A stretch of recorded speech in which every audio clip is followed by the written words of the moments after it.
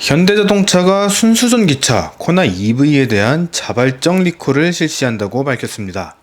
이번 리콜은 최근 문제가 되었던 코나 EV의 화재에 대한 그런 내용인데요.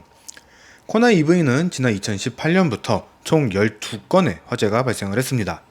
이 화재 내용 중에 2번은 현대차 울산 1 공장 내에서, 2번은 캐나다와 오스트리아에서 1번씩, 그리고 나머지 8번은 국내에서 발생한 내용인데요. 대부분의 화재가 충전 중 또는 충전 후에 화재가 발생을 한 것이라고 합니다. 일단 국내에 판매되는 코나 EV에는 이 HL 그린파워라고 하는 회사가 생산하는 배터리 팩이 장착이 되는데요. 이 회사는 LG화학과 현대모비스의 합자 회사로 LG화학에서 생산한 배터리셀을 이용을 해서 이 배터리 팩을 생산하고 있다고 합니다. 다시 말해 코나 EV의 배터리는 LG화학의 배터리라는 뜻이죠. 이 국토교통부의 발표에 따르면 현대차는 이에 대해서 오는 10월 16일부터 자발적 결함 시정, 그러니까 리콜에 들어간다고 밝혔습니다.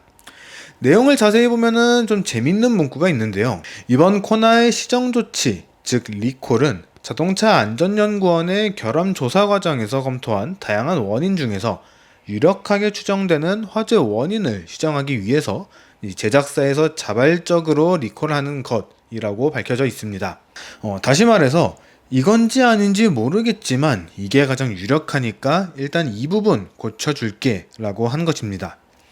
그래서 어떤 조치를 취해주는지 봤더니 우선 BMS라고 하는 배터리 관리 시스템을 업데이트하고 그 이후에도 배터리에서 이상 징후가 발생될 경우에 이 배터리를 교체한다고 합니다. 거기다가 이렇게 업데이트된 BMS에서는 배터리 상태를 상시로 모니터링을 해서 이상이 발생이 됐을 때 충전을 중지시키고 또 시동이 걸리지 않도록 제한을 하고 소비자와 긴급 콜센터, 그러니까 현대자동차 쪽에 경고 메시지를 자동으로 전달을 한다고 합니다.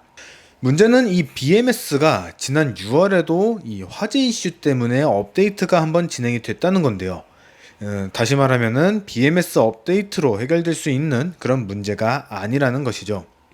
거기다가 이 BMS 업데이트로 완벽하게 해결되는 것이 아니기 때문에 내 차를 갑자기 이용할 수 없다는 그런 메시지를 받을 수 있다는 그런 이야기가 됩니다. 물론 이에 대해서 끝까지 결함 조사를 진행을 해서 결함 원인과 이번 시정 조치 계획에 대한 적정성을 검증하고 필요시 다시 보완 조치를 진행을 하겠다 이렇게 밝혔는데요.